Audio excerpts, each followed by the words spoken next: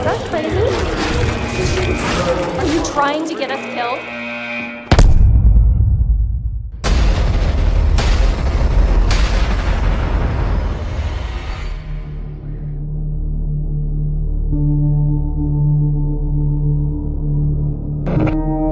The Inpatient is a psychological horror game made exclusively for PlayStation VR. And it's set in the Blackwood Sanatorium in the 1950s. No!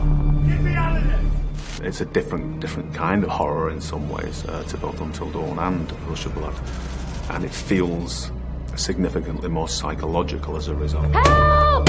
You can't just leave me in here! The character in the game can't recall anything that's happened prior to the game starting, so in that sense they know as much about the story as the player knows when they embark on the game. So I think it'd be wrong for us to give anything away about that, and that is uncovered during the experience.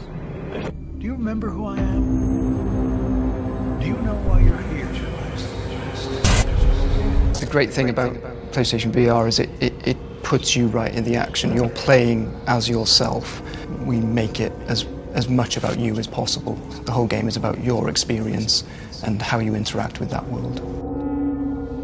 We've used the technology of the Move controllers, the PlayStation VR itself, to fully immerse the player in that, in terms of how we track movements, the player's hands, and how they use that to pick objects up, pass them hand to hand, so that it actually feels totally natural, and the technology allows us to do that. What we really want is for people to play the part of the patient, to actually act and perform that part, and so the voice control is an integral part of that. If a character is speaking to you, you just say the words to respond how you'd like, and the system makes the choice appropriately.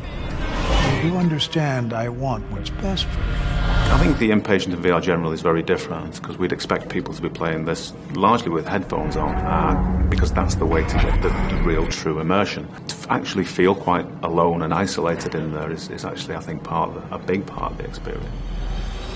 It's too big to keep quiet.